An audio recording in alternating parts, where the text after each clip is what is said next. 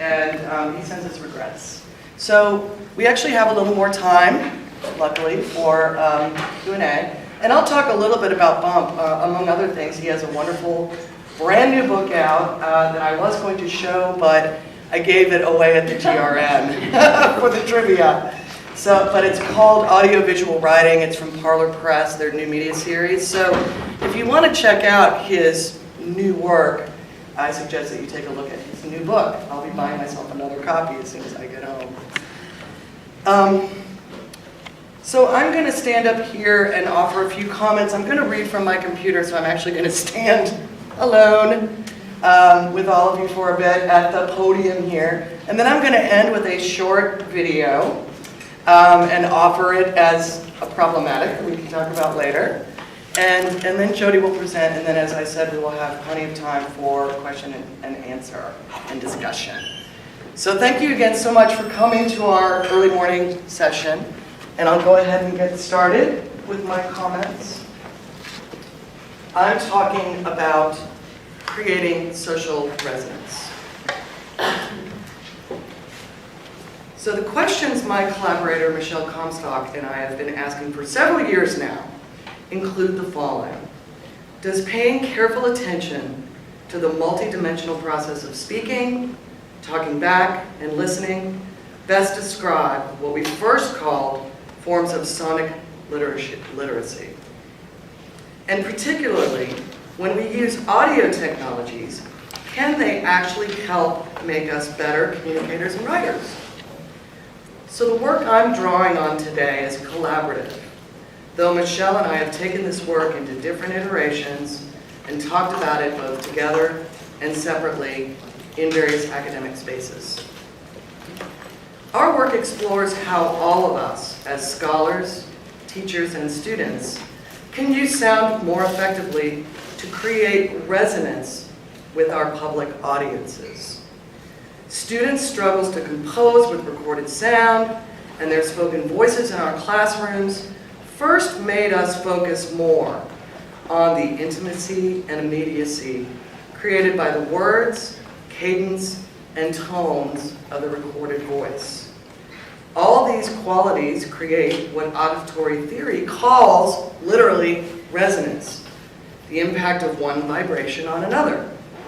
Resonance in our work is also a metaphor in communication practices that suggests a listener-centric approach to production, one that takes into account the sonic roots of language, its physiology, and affective qualities. That is, whether the listener's auditory system, as well as the shape of one particular space, will allow her to vibrate at the same frequency as one's words and tones. Michelle and I talk about how sound, unlike other modalities, has such a visceral embodied quality because it bounces off surfaces and vibrates in our bones. I was reminded of how true this is the last time I went to a friend's rock concert in a very small music venue in East Atlanta Village, my neighborhood. The bass sounds literally vibrated my chest cavity so much that it made me nauseous, and I had to go outside. I had a similar experience about an hour ago when I turned off the shower, getting ready, maybe it was an hour and a half ago, and the smoke alarm in my hotel room went off and continued to go off, so I'm not actually hearing very well at the moment, thanks to that. And I was not yet dressed. That was also an interesting, visceral, embodied experience with sound. So the universe is having a little joke with me this morning. Now, Michelle and I have also traced how rhetoric and composition scholars have alluded to the concepts of resonance in reference to cultural meanings that one recognizes or hears in a text. I've found it in early work by Nancy Summers and Peter Elbow, more recent research on sound and auditory rhetorics and composition by several people in the room, Cindy Self, Bump Halberter here in spirit, and Kyle Stedman. And on rhetorical identity work by Marilyn Cooper and Diane Davis is extended in our research with students in our upper level writing classrooms. We explore resonance by including methodologies from phenomenology and pedagogies into a kind of mindfulness training. We ask our students, what is resonance? How do we know when we've achieved it? How do we talk about our experience of it? With this kind of heuristic approach, dissonance and noise are not to be avoided but explored. In fact, sonic artists, composition students, and social activists have all created resonance around dissonance and explored how the two are inherently intertwined. While rhetorical scholars have long paid attention to the how, the where, and the what of communication, our approach reframes the where in terms of the physical and ecological network of public spaces and affected bodies. So we both analyze how our composition students use their own voices and soundscapes in a series of sonic assignments, audio documentaries, and students, when prompted, to use practices of reflective listening during their own observations, generate phenomenological notes on the changing tide of experience that have rich implications for their rhetorical listening, voice, sonic literacy, and embodied experiences of public events. Ultimately, we will argue, when we finish this work, that the sense of immediacy and interdependency that comes from using sound as a modality can offer writers a deeper auditory imagination for all their communication practices, and stronger, more sensitive ethical positions because of that attentiveness and awareness. So what I'm going to show you to finish up my portion of today's panel is one enactment in this ongoing work in progress of one rhetorical situation of my own. This is a short piece, video that I'm going to show, and I apologize, I looked for the transcript that I have so that I could post it or display it, and I couldn't find it this morning, so I apologize for that.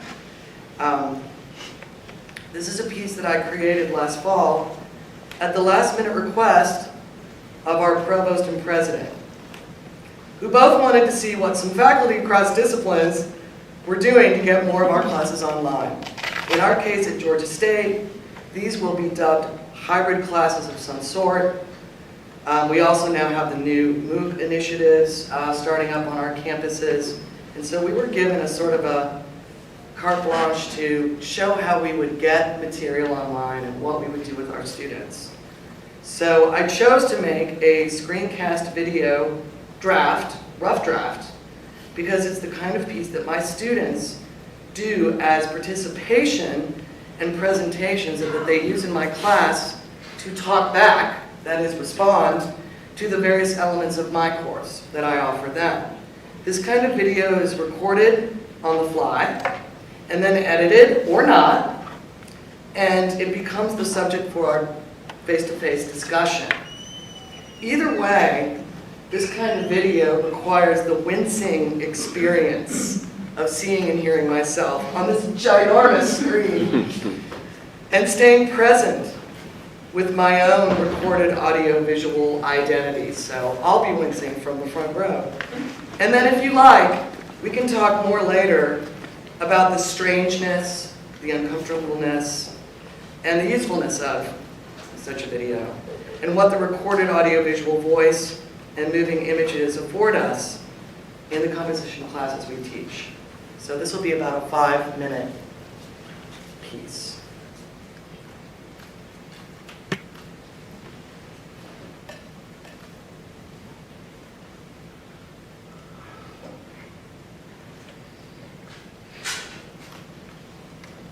Hi, I'm Hocks from the English Department at Georgia State. I'm an associate professor in the writer and composition there.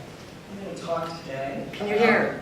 My senior seminar in critical thinking through writing. It's a required course for using WordPress blogs, iPads, and a focus on sonic literacy, which I'll talk a little bit more about in a minute, to both create a capstone project that is made of digital media by the students, and to do the required reflective critical thinking, providing composition and production work that is the sort of hallmark of our senior seminar capstone. We can't see.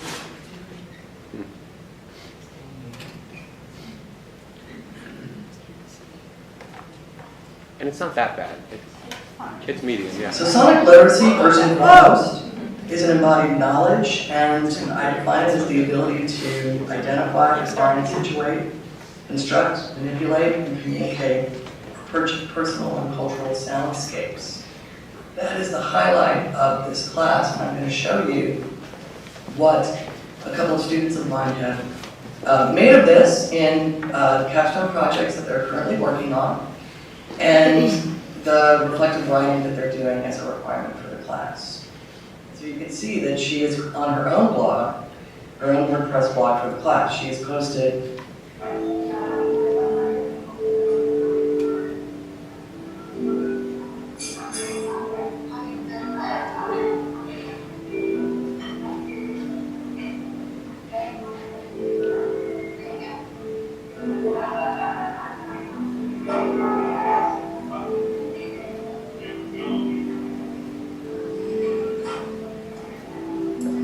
So this is, of course, what we would call a soundscape. And sound locates us literally. What sound teaches us is that we're not separate from our environment. I have my students then analyze using a series of, I call them heuristics. It's a series of prompts and questions to describe their subjective experience with awareness and precision and reflect on it. So you can see she says, for her, this is her description. She loves Beauty and the Beast. She's describing some of her embodied experience of hearing this sound at a dimly lit Italian restaurant, and then her companion Joseph is reporting to her he was expecting a bunch of cheesy ballads, and he was worried that the performer was going to ask him to put in a request. So they're having very different personal experiences to the soundscape as well. And so her reflection continues in this way. And resonance is the word that my collaborator, Michelle Comstock, and I have chosen to describe when a sonic literacy works for an audience. So we want to begin to define how sonic means projects create and engage audience. We call that resonance. Resonance is a metaphor, of course, that we use all the time. I resonate with that idea.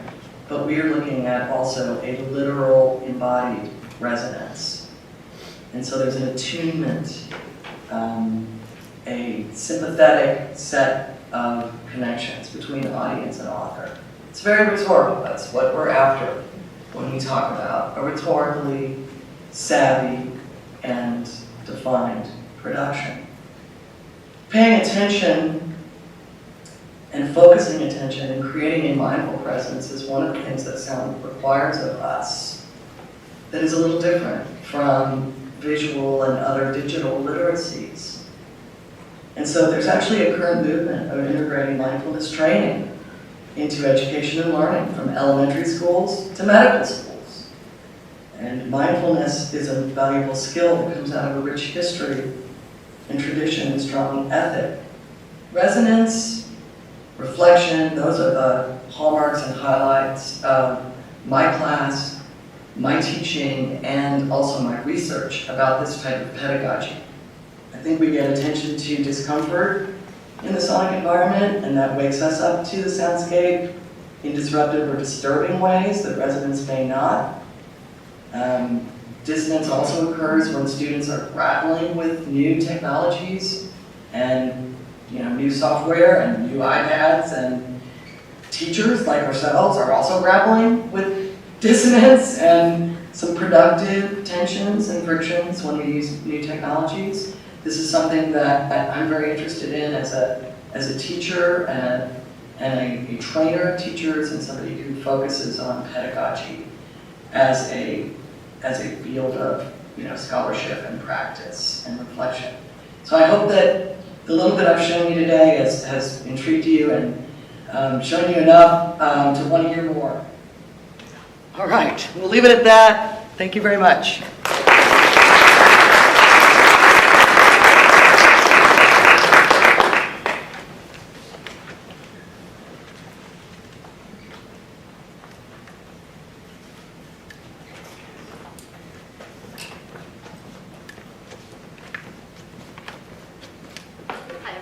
Wincing is going to have a theme that Mary and I hadn't talked about, but that we'll have in common, and you'll see why soon.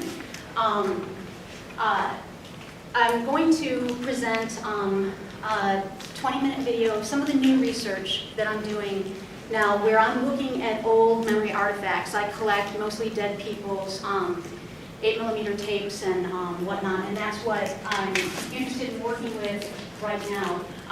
Using sound in my work is something that's new. I've used visuals. It was always very important to me that a presentation would look pretty. And I think it was very humbling working with Bump at Watson last year, thinking, I've not tended to my sound at all, right? And there's the sound of my voice when I'm speaking in a presentation, but also doing more and more video work. I really wanted to start thinking more about sound and how I can use that and how I can work with that. So partly it was Bump.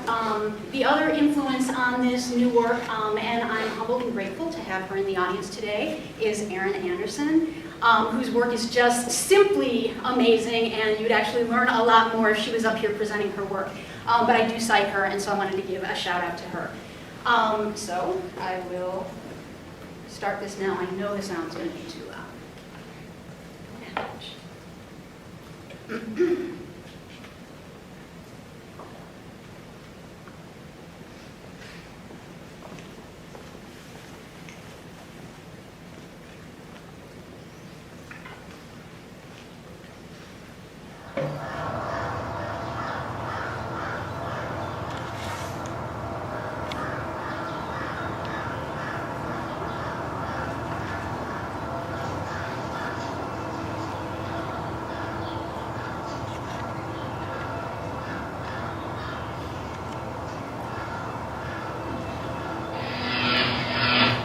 Is this thing on?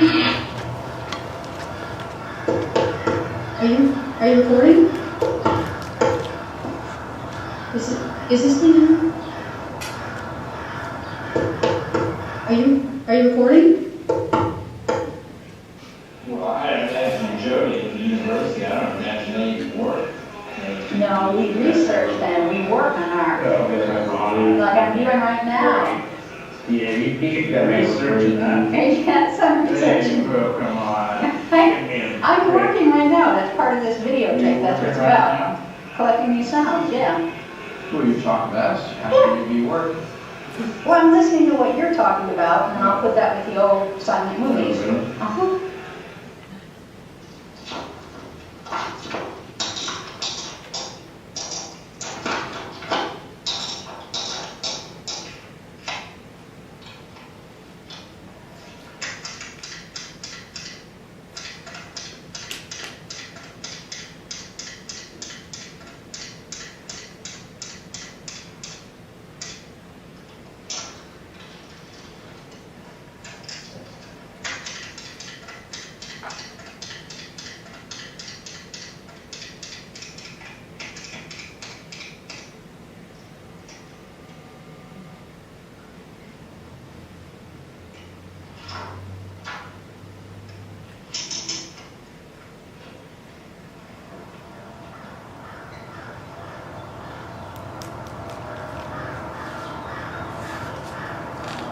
So our story is about a young girl named Sally.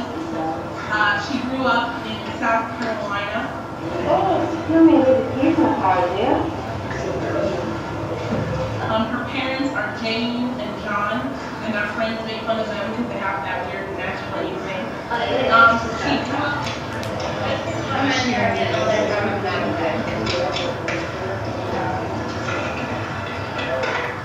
Like that? then when you be kind of walking on the water, and you keep the fire still. So let's just keep doing it, and it'll get cemented. I'll tell you what, let's do it from the top. What's that? Do the bridge again? Yeah, might as well. One more time. 1, 2, 3, 4.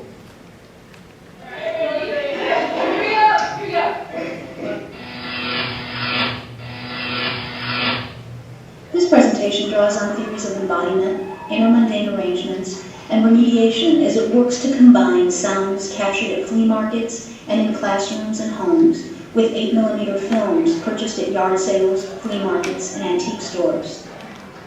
I am particularly interested in exploring how, as a result of juxtaposing these sounds with older found visual media forms, the meaning potentials of each may be altered, and in so doing, point to possibilities of creating new stories, new memories, and new meanings.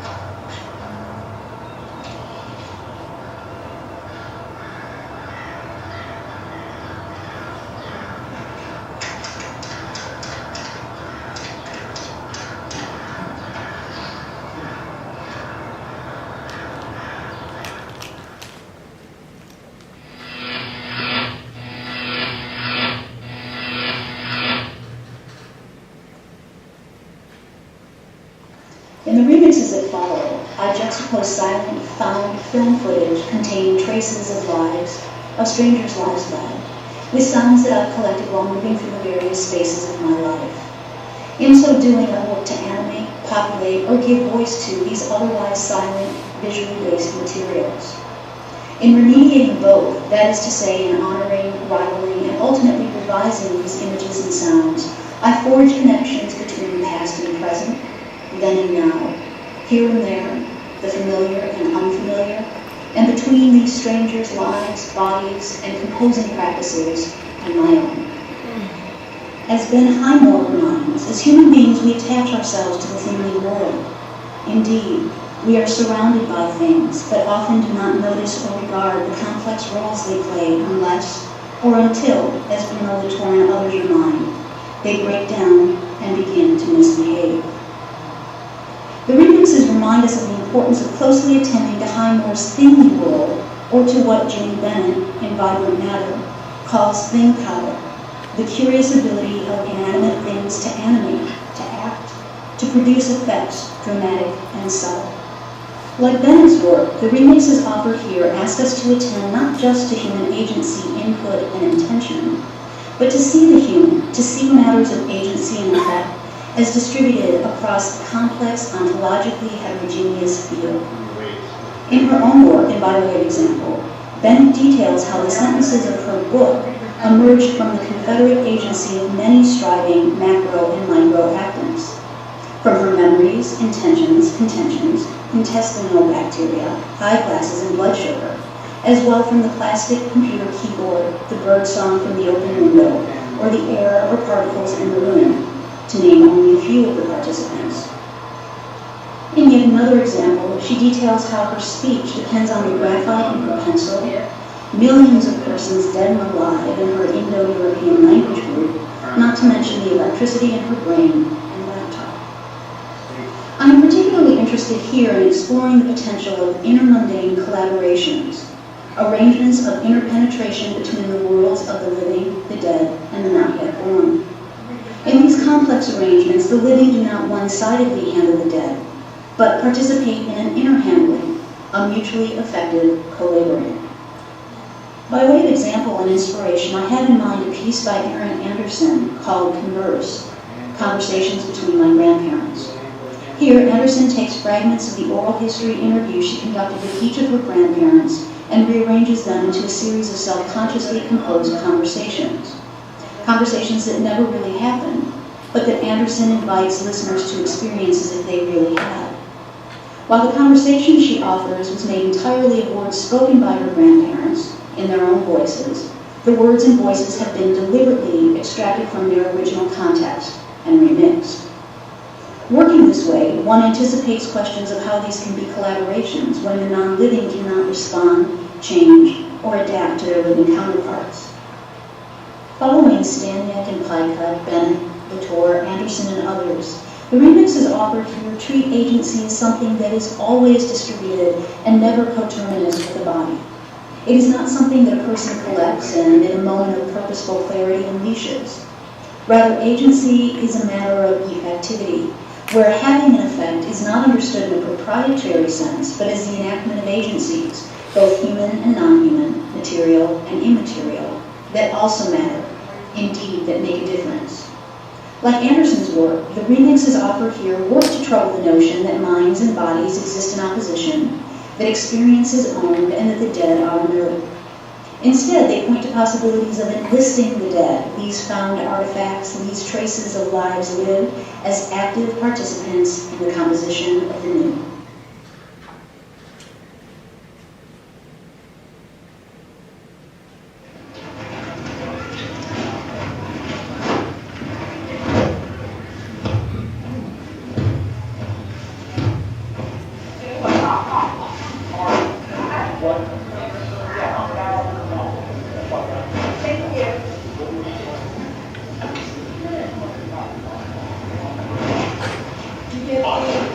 The projector is also kind of and it's pretty.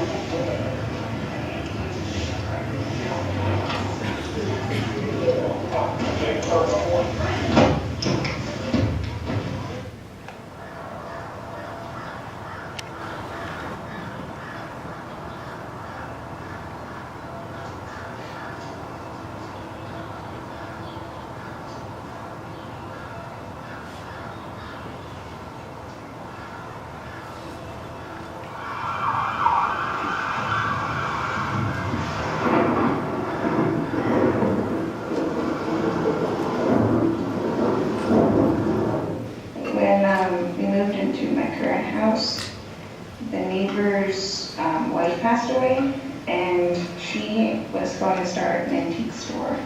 So he just gave us a bunch of her stuff. And so there we got a bunch of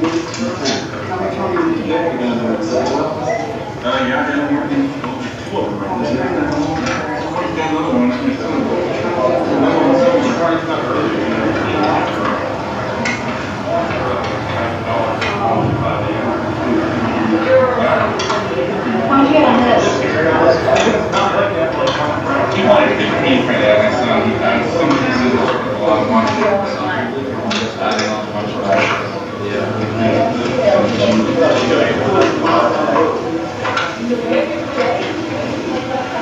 Yeah, 3 minutes later than usual.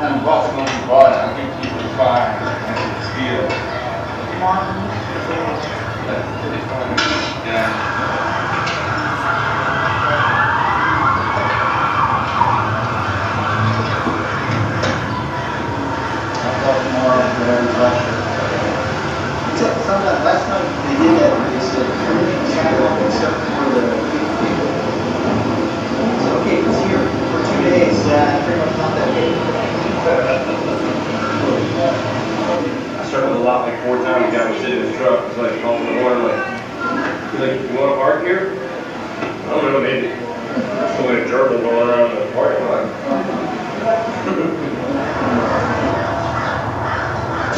Great day, buddy. How much on this? How much on this? How much on this? Back to reading the actual item, and I got pictures, my grandfather, my paternal grandfather died before I was born, and my grandmother made me a scrapbook for my 7th birthday. At the very, very end of the book, she put his obituary. I'd never gotten to meet him, and so it was just like the first connection that I had with this, grandparent that I never got to meet.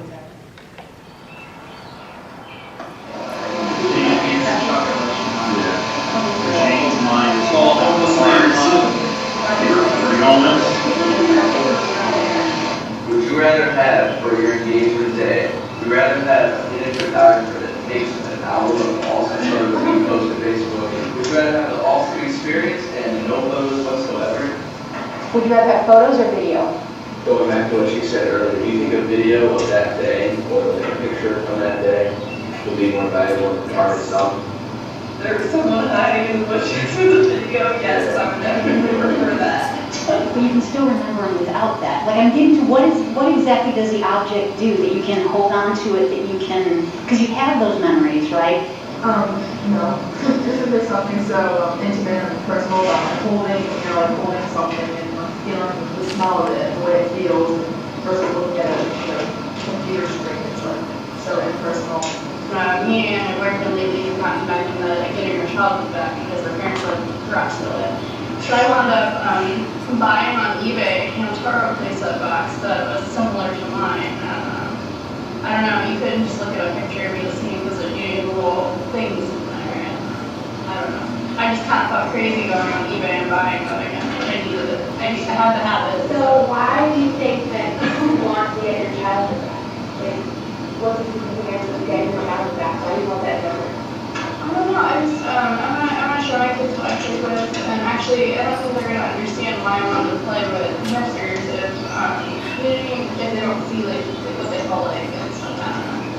To answer your question, I don't think they can see an adult really stuff. Can you say that again? Being an adult really, really sucks. Can I ask a question? So let's make a deal. Kirsten, Stephen, other people who have talked about having to have the physical thing your parents sold off. Would you rather, if you had a deal, you could have the physical thing that you have now, or you could have a digital video copy of you engaging with the toy, of you watching that film with your sisters, of your grandfather looking at his stuff? What would you rather have?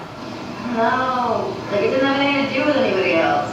So it's sharing it visually. I don't know. Like the idea of like snapping photos of right after and like putting them on Facebook, like there isn't much of a point. I think it would kind of take something from it.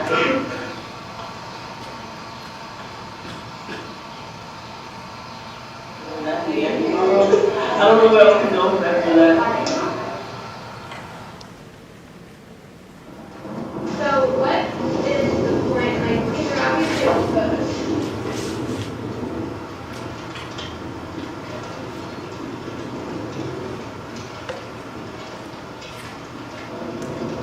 And do you think that these pieces tell stories?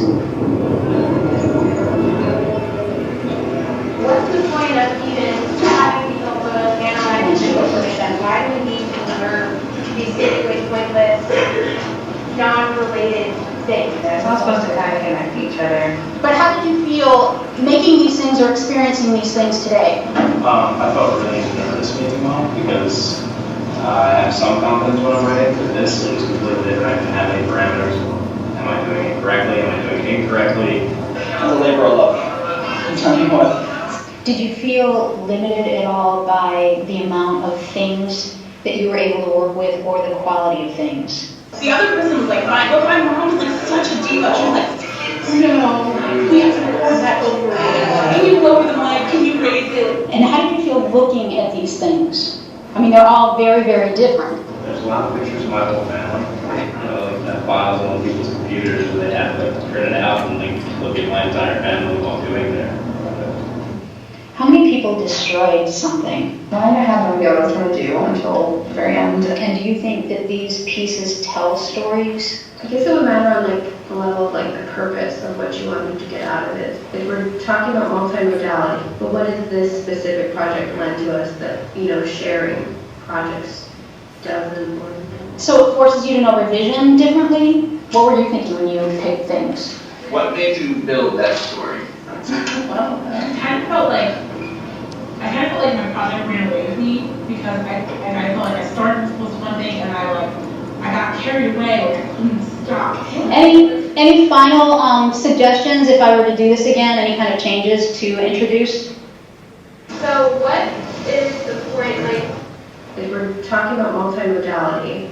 And the other broader question is what does it mean to compose in this way as opposed to writing?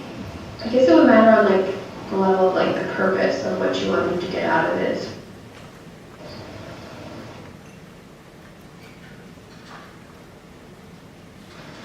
And do you think that these pieces tell stories? 1, 2, 1, 2, 3, 4.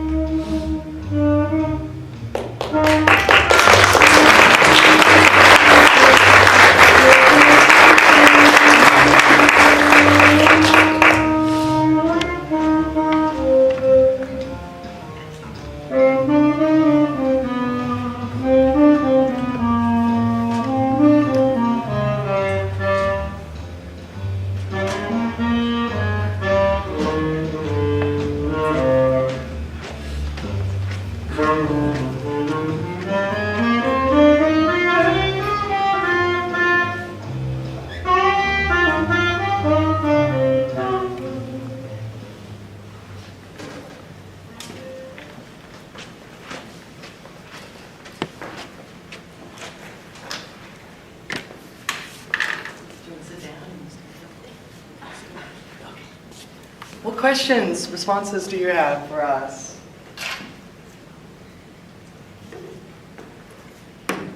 Yes? I have a question about time and timing. And you talked particularly about, both of you talked about embodiment, of course, but also you talked about mindfulness. And I'd love to hear more about, you know, as the researcher, as the positionality of you fusing sound and images together, time and mindfulness and embodiment. I want to hear more about that. I guess we saw and we heard, but I want to hear more about it. You saw some very different uses, yeah. I'm still, you know, I think that bringing the mindfulness into the classroom is a fairly new piece of this practice and research that Michelle and I have been doing for a few years now.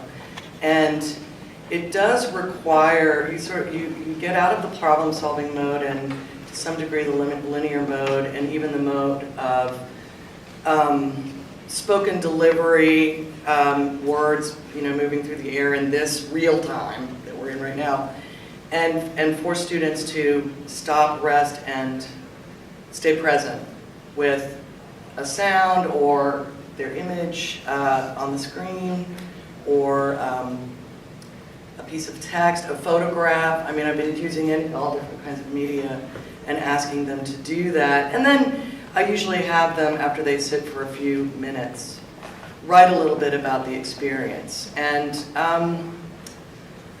you know, obviously it's disrupting and messing with any kind of concept of what they're used to as either linear time or official time in the classroom. I mean, I'm just thinking out loud here in response to your question.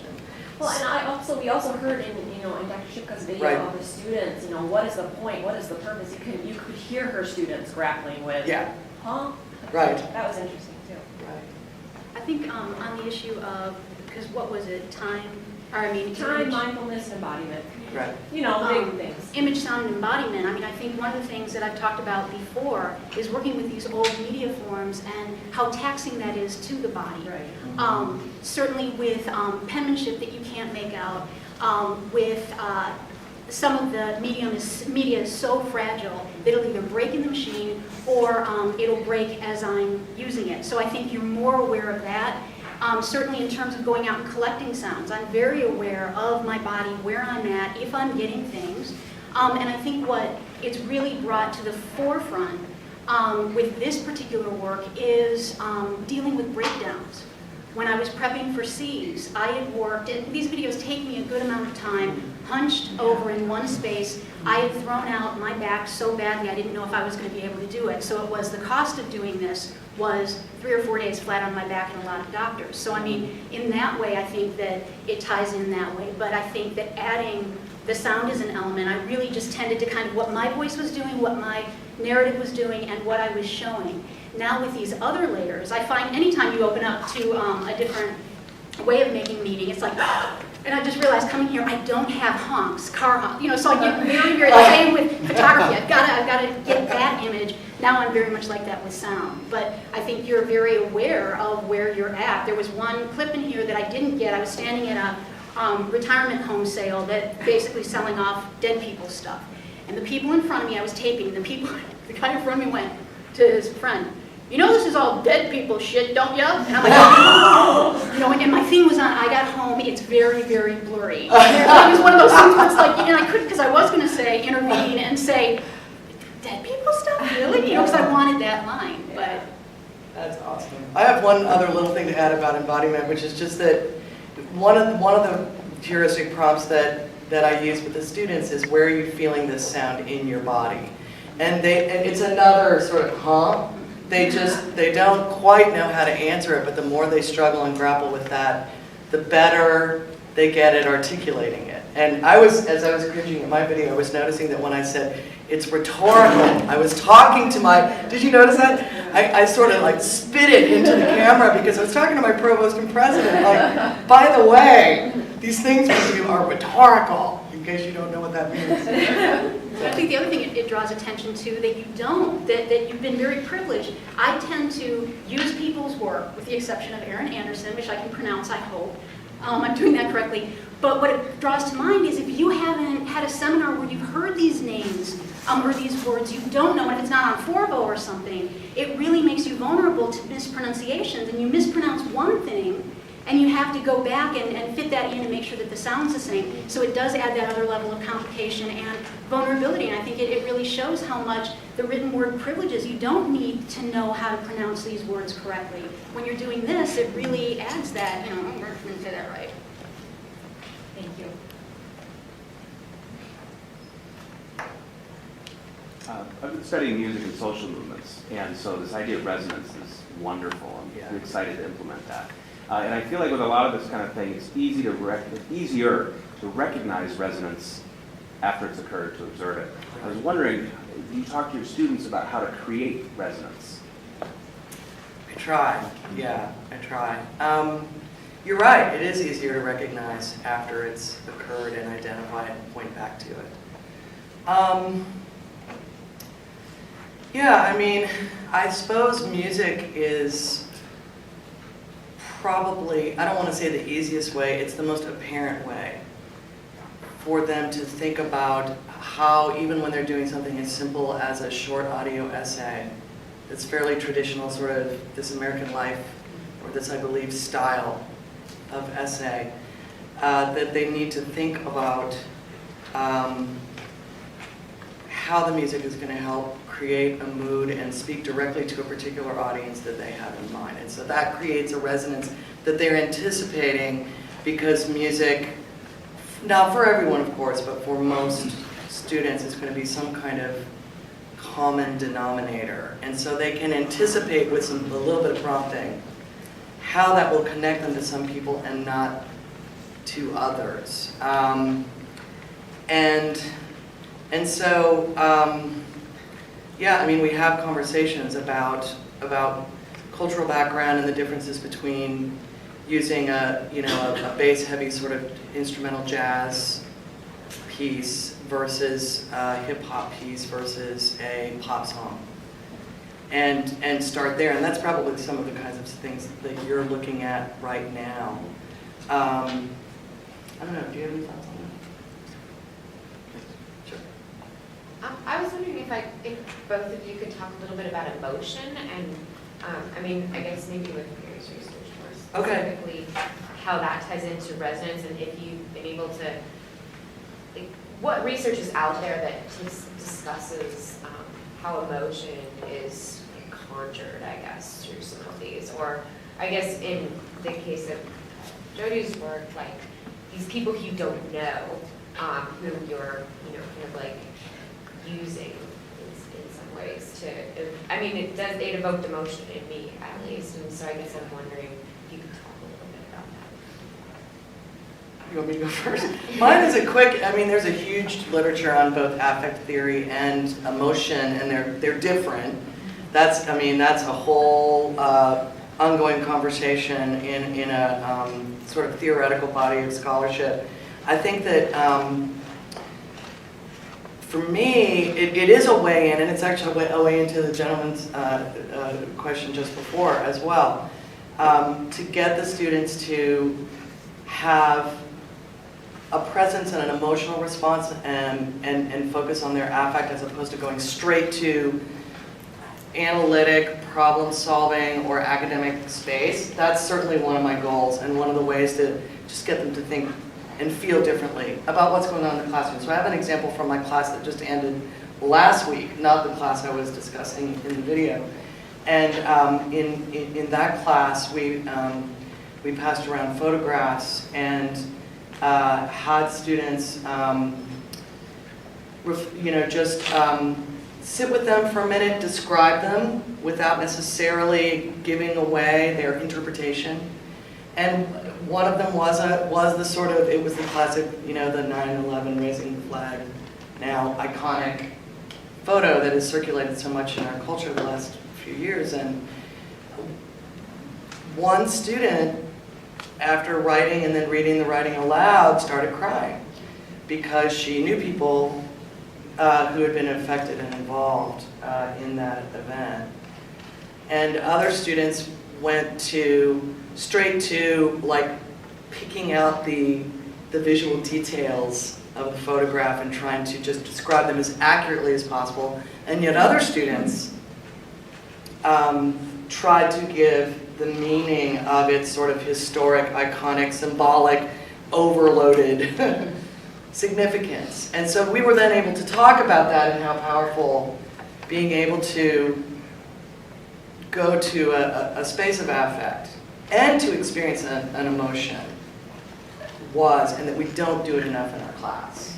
And so the students loved that. Could I ask a follow-up? Like, Sure. you mentioned the body of research, like who specifically has influenced, like psychoanalytic theory, or is there? Not for me, it's not psychoanalytic theory. I mean, the person I read the most was Pédamit-Jean, who was a French phenomenological theorist.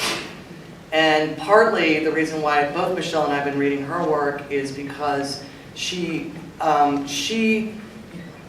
creates a methodology whereby you can get people to sort of recapture presence, mindfulness, describe experiences in a way that, again, is almost pre-reflective, which seems weird because I'm all about reflection too, and I'm a writing teacher. But to try to get people to engage in that space before they start parsing it, analyzing it, and reflecting on it. So Pédamit-Jean, I can give you the site because I'm probably not even pronouncing her name correctly, has been the most important person for me recently. There are others, but I'd rather give you a list, if that's okay. Thank you. So, do you want to respond to? And I mean, just in general about emotion or nostalgia, which this picks up on a lot. And I think it's important, as Mary said, to create that space. For a long time, we've distanced ourselves from feeling because it's too squishy, it's too soft.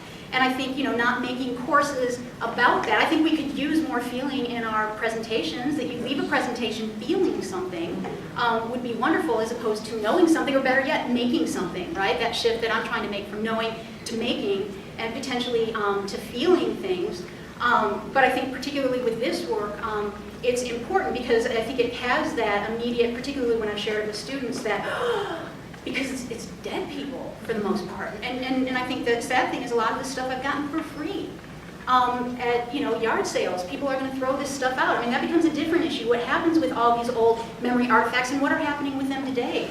When we can put things up on Facebook, and So collecting those, but I think, part of it is, and again, it's, I feel like I'm still researching and representing underrepresented voices. It used to be students and the way they're composing. Now I'm speaking for a population that can't speak for themselves and perhaps would not want me to speak for them. I've heard somebody say, gee, I hope you never run across my family's stuff in and while I try and do it respectfully, there is that sense. I remember working on a piece and I was conferencing with students and I was working on the video and I just got into such a headspace where we're detailing students' process. It's alive, they're young, they're hopeful, they're going to go on. And I'm looking at all this stuff and students were they're like, oh, Professor Shipka, I don't know what I'm going to do. And I had to stop myself and say, it doesn't matter, we're all going to die, and people are going to buy our shit for $5 because nobody else is going to want it. So, I get to that place where it's like enough of the dead people, I can't, because I look at it, it's like, who's going to be watching this, and oh my God, I'm going to die, and all these people are dead. And there's also the fact of, I've been able to track down some relatives of the stuff that I've bought, but just that absolute grief. I mean, these memories become mine, right? It's not only I remember when I found it, but kind of like, oh, that next cooperative puppy, But I think there's also that sense of the finality, and I think that that's where, with the help of Aaron's work, it's like, okay, I can't know what they meant.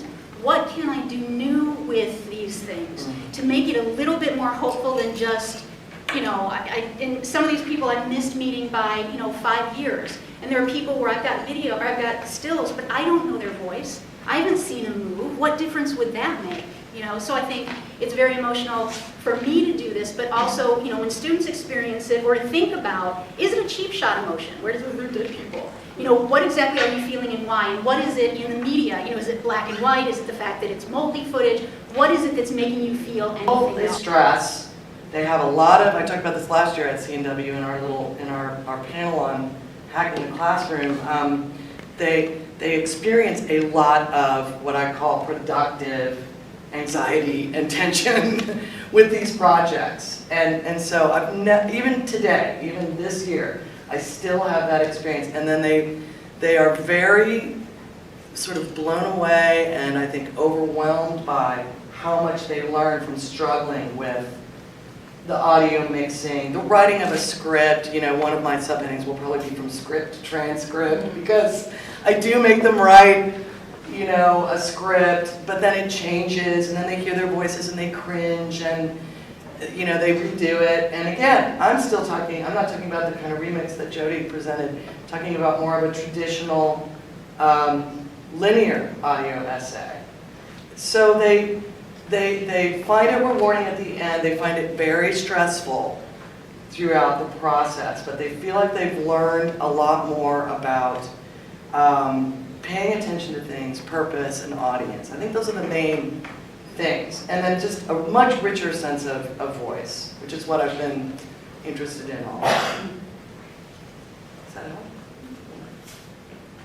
Go on. I can add that, but if other Okay. people want to. I just wanted to ask a question about emotion again.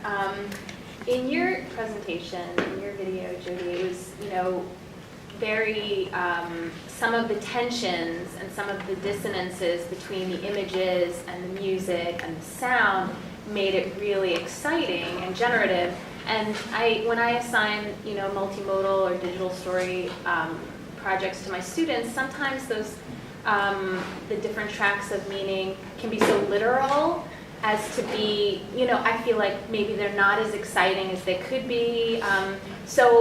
But at the same time, I feel, where do you make an intervention with students sometimes with using, music that is so kind of over the top emotionally that there's, it kind of clouds over what could be something that's really exciting. It could bring out attention, and you do it so well in your own work. So is there a way that you can bring that out of students' work? I think, one thing that I would say to kind of redirect that, exciting for whom, right? Yeah. And what I've learned, seeing my 5 million scrapbook, academic or, scholarly research-based scrapbook, that this is very old hat to me. I'm not excited by that. But is it a big step for the student? Right. And I think that that's where, you have to look at it to say, okay, is this something that they're going, oh my gosh, I never thought about this kind of juxtaposition before. So I think that that's one way to do it, but also I suppose, you know, in working with mine, I've tried to get away from that literal, like now you're seeing that one where it's like my project got away from me and I show the person running around. It's like I'd like to push that more, but I think it does take time. And that idea of, you know, presses two aspects of the message, right? What do I want you to understand and what are you going to understand from me? And so it becomes a matter of, is it too far out? And it has to do with the audience. And so I would say in a short way to that, I ask students when they're coming up with something, and I don't teach, the students' final form is up to them to choose the most apt form. But I guess, you know, I would ask students to think of 3 different ways of going about it. So what difference would it make to have a siren here when you're showing this versus the voice alone or absence of sound? I think that that's very, very powerful to have no visual or to have no sound there. So I would ask people to imagine. I mean, Ann Wysocki's great with this. What difference would it make if? They don't have to do it, but they can think about the difference it would make. I just wanted to kind of piggyback on the last 2 questions. And Jody, you talked a little bit about kind of the labor of revision and going back into your style and having to correct something. And I wondered if you both talk about how you either present your own kind of labor of revision to students, or how do you kind of represent or encourage that revision process with students' own multi-level projects? I think with revision, one of the last assignments that I did with the class, somebody was actually took, I was doing a take on the mass archive mass observation movement from Britain in the 30s, and having students spend a day documenting what they do and what they overhear, and then they put that all in an archive and they create projects from that. And one guy, God love him, wrote a 19-minute, performed, and recorded a 19-minute song using all of that data. I mean, it was amazing that he was able to make it work. And he was using a 6 degree of separation, I think it's 6 degrees of separation, kind of a theme with it. But he even said at a certain point, there was a mistake there, but I'm not going back to fix that. But I think, you know, it does become one of those things, and for me, wanting to be a perfectionist, there's times where I know it's just, I'm going to be vulnerable. I'm not going to fix that thing. But again, I think where students are concerned, is to have them think about work out ideas early before they've got something drafty that they're not going to want to change or revise. And then I think it's those big kind of questions about what difference would it make to do this versus this. I don't know how many students, because, you know, getting to your question, I had Ryan, a clip from Ryan at the end saying, you know, I'm confident with my words, but not with doing this kind of work. So like Mary, I feel like my, in teaching anyways, and Helen can probably speak to this too, my colleague, they're very wedded to the word. We're English majors. This is what we do well. And for me, it's like, if you're outside of your comfort zone, I don't mean for you to stay there. Try this on for a minute, and if nothing else, what does it allow you to see that has been black boxed about writing, right? And what they get to is, well, when I just write, I can just tell the truth, and I don't have to worry about making any kind of choices. Right? I mean, here's the dirty little secret, right? That people can talk about this work more easily, because there seems to be choices. So that's kind of a danger thing. It makes me want to stop doing this and go back to the written word. But I think a lot of students want to do that because they don't have to think about it. And what's painful about doing this work, I think, to a certain degree, is not only the time that it takes, but it's painful to think, oh, I could do that, I could do that, I could do that. You know, and there's times where I think, well, I'm just going to write something and deliver it orally, then I don't have to think about that. But, yeah, so I'd say, you know, with Mary, more people are afraid of doing this. What really sends the red flag when people go, I'm so creative, I'm going to love this class. That's kind of the red flag. I'd rather work with people who are like, I don't know, this is too weird, you know, because they go in slowly and, you know, kind of, yeah, I think do better work. Oh, that's a great point, yeah. I suppose, I mean, the way I sequence the assignments, I'm not sure I reveal my labor of revision as well as I could, ironically, but I think with the students, by mixing up and having them do a lot of different things, I mean, it goes without saying it's a workshop-based class. You know, we are in the room with the technologies working all semester. That makes a big difference, I think. It's probably worth, you know, just restating. But, you know, they do a pitch process where they have to write up and pitch very short but focused ideas for these kinds of projects.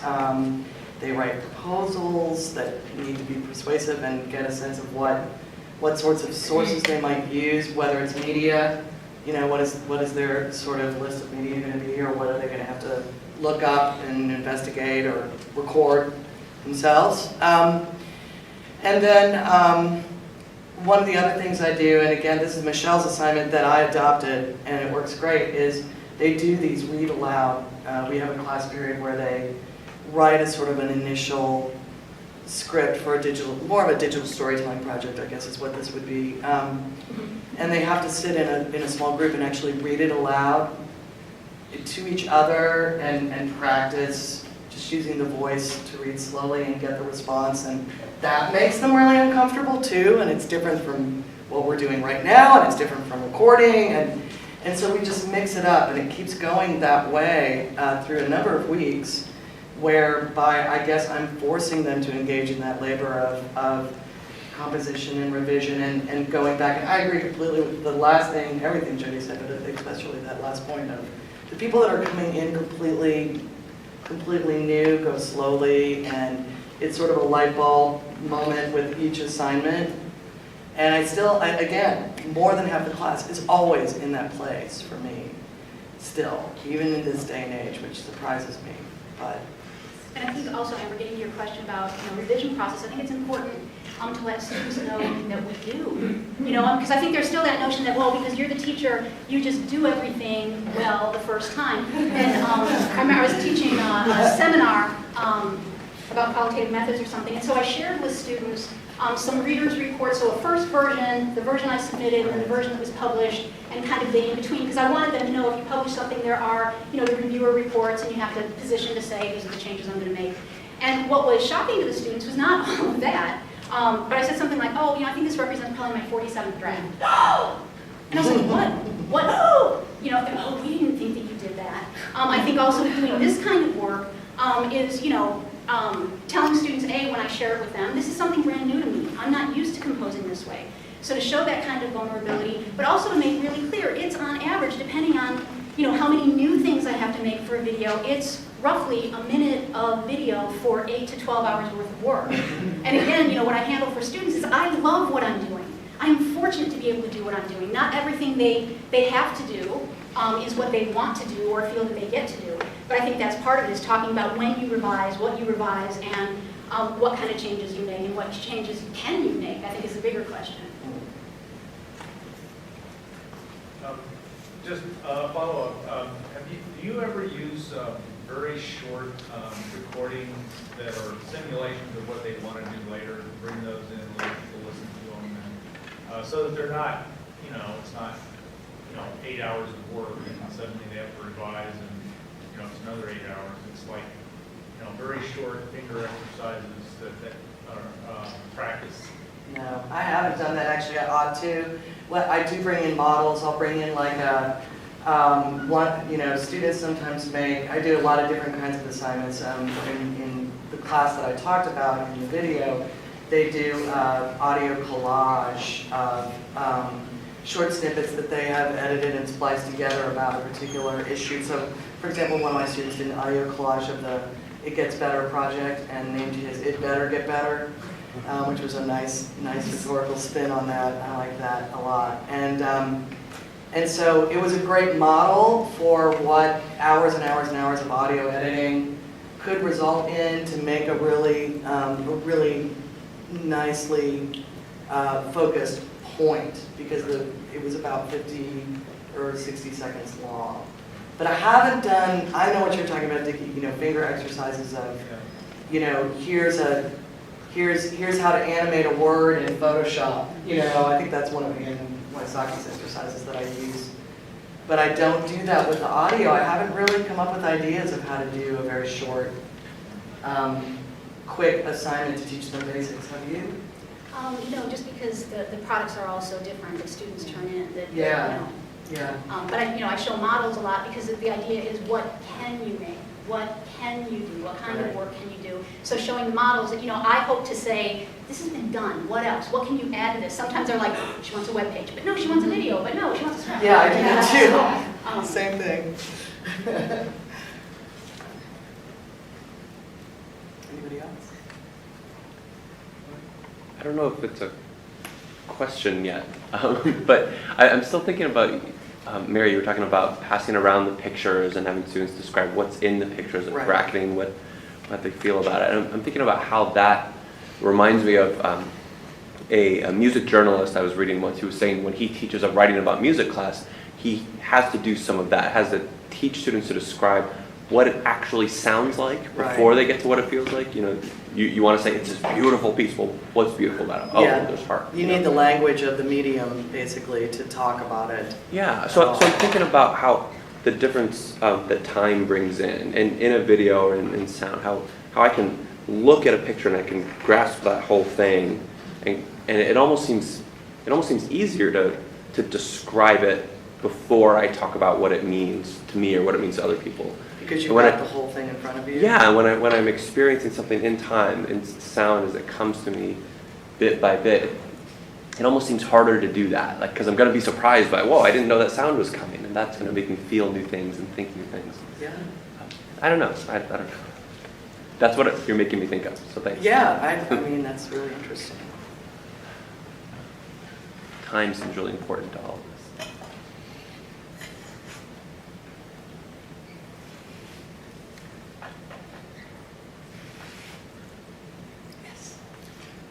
There was an earlier question about the students' receptivity to this work, and I'm wondering what your colleagues' responses are to the work and how supportive, the institutional context is for this work.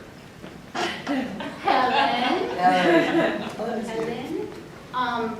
Well, I mean, I think that we're very lucky to work in an institution that allows us to do this. And I think part of that is working in a communication and technology track. And as a matter of fact, I've tied so much to words being ingrained. Like, you're teaching writing, but we're teaching communication and technology. So Helen and I thought about maybe setting up a wood shop or something where they're making different things. But I think on the one hand, we're able to do this kind of work and to learn with students in this way. Do you want to add anything? I think there's a little bit of pushback with the whole, we have a lot of dioramas. And we asked for a closet space so that we could store our dioramas for future assignments. And that was a really big deal. It was like, what does it mean if there's a new closet space or equipment? And I tried negotiating this when I took the job in 2005 because as a grad student I had a closet for these things. Couldn't get it until this year. And then we got it, but we weren't allowed to have keys to it at first. We got keys, so it's all good. But yeah, space is a huge issue. Yeah.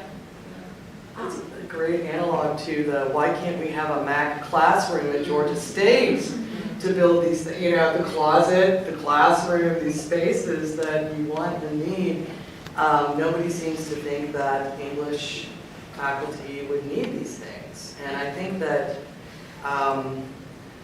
we're a strong rhetoric and composition track just by the fact that we had so many faculty in that area. So I think those faculty, yes, they're very excited. If they're historians, they are happy that I do this kind of work. They're not necessarily going to do this kind of work themselves, but they would like to see it visible and highlighted. I think other colleagues of mine, because it's a big department, it's got the whole gamut, every kind of English professor you could imagine in there. I think they are very unsure about whether it counts as it's the same old, I gotta say shit too, because I love that word. It's the same old shit about, why isn't the Writing Center, correcting grammar? Why isn't the English teacher teaching essayistic literacies? And I kind of do, actually. I just do it in other formats. So, and you, since you're with me at Georgia State, Oriana, you know who some of these people are.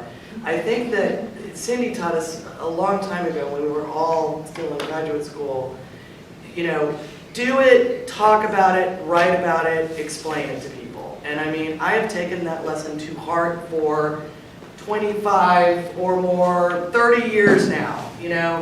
It's great to do this work, but if you can't explain, theorize, explicate, talk about why it's important, and publish it in a place where your colleagues can see it and see what it means and what its impact is, then it's going to be really hard to continue this like moving the Titanic change of, you know. It is, I mean, people look at Culture. the final product, and oftentimes those look childlike, like the dioramas. And so I think there's that sense, when I first came there and went to UMBC, I could do my work, but it was always, the chair at the time would walk by and go, oh yeah, you like stuff. So, you know, I didn't have to put it on their terms, make the connections. And I think that's one thing that you take on doing this kind of work. You have to familiarize it for other people. Yeah. You have to put it into their language. That, you know, people will go, I know you don't care about summary or research. Well, yeah, I do deeply. But this is how I approach it. It's a different way. There are many ways to get to something. And granted, the traveler, the journey is going to be different. But I think that that's part of it, is to get people to understand the work and the thought behind it, and look past perhaps a final product that doesn't look as rigorous or scholarly as whatever people are thinking. And you know, showing my work for 13 years, the student work, people will say time and time again, I'll present something covered with writing. Where's the writing? And I'm thinking, oh shit, I know they can see this. I know they can see words. But for them, writing looks like, Times New Roman. And so I've had to really talk about, where are the academic moves in here? Where is the research? Where is the summary? Where is the argument? To put it into their terms. And I think the other thing that I was just tickled, because there was that sense of, and certainly with Helen joining the faculty, it's helped a lot because students are getting the same kind of work in 2 classes, so it doesn't seem like such a freak show. What was really interesting, I think there's still that sense of, well, do their students work as hard as our students who are producing the thing that we expect to see? Never mind if that's empty of thought or doesn't really do any work, and students can't account to how it works. But what was really great is I heard an anecdote about Helen's class, and I would hope students would say this about mine. Somebody who had taken Helen's class was approached by somebody who was thinking about taking it. It was like, I'm thinking about taking this class, but is it a lot of work? And the guy's like, no, I mean, we do this, and we do this, and we do this, and then we do this. And then, wow, yeah, it is a lot of work, but it doesn't feel like it. It feels fun, and what I mean by that is a kind of play, a sense of play, where you're problematizing. What difference would it make? And I think that's part of it, that if students, and I'm not saying all students feel this way, right? Some of them, and if they leave the class going, this is what I love about writing, this is how I understand the written text better, that's fine. But I think for students to not even realize, I worked really, really hard for that because it was meaningful, or because it was fun, or it allowed me to try new things and to take risks. And that was worthwhile, and it was just such a great, wonderful compliment for a wonderful colleague. But we should all be so lucky that students kind of go, it wasn't a lot of work, but it didn't feel like it. Well, I think the irony too is the faculty responses are the same as the student responses, right? Why are we doing this? And then the faculty response might be, well, why are you doing this? And then we have to show our process, which is the kind of thing that we ask our students to do. So it's like we're teaching them. Right. But what's cool, we've got a new chair, and so we're starting a digital humanities reading group. They really want to know more about what we do, and so that's really a great positioning, hopeful positioning. Cindy. Just for those of you who are thinking about how to write about some of these moves so that colleagues will understand them, there's a piece I can recommend. It has nothing to do with the work that we do here, except for the fact that it does. It's by Deborah Journay, and it's about transmedial narratives and loss. And it looks at, in that piece, she looks at fan fiction on loss, and she ties that to specific moves in composition studies that we want our students to do. And I've always seen that piece as a great, a great piece of sort of diplomacy and information and teaching outward from our field. And I think we could do more of that kind of work in terms of keeping, the problem with the educational effort is that it never ends. You have been doing it for 25 years, Mary, and you'll be doing it for 25 more. Yeah. So you can't be dismissive, and you can't also be defensive. You have to keep digging in. Yeah, I agree. And it will happen. And just add one quick thing. We had at the BLM, they did the, how to negotiate for jobs bit for graduate students, and so you try to negotiate the closet. That move may not have actually worked at that moment, but the next person who comes in, they will have heard something like that. So I think we have to be a lot more aggressive about trying to negotiate for actual packages that can support our work. And I think it's actually more incumbent upon mid-career people, like say, either one of you moves to another university, to really ask for the kinds of materiality that other people in the sciences and arts and sciences are getting. I mean, the average is for humanities is $25,000 packages. For other people in the sciences, it's close to $500,000. So, you know, we can be more aggressive ourselves in both explaining our work, but also asking for space and material, whatever, to do the work. All right, I believe we're out of time.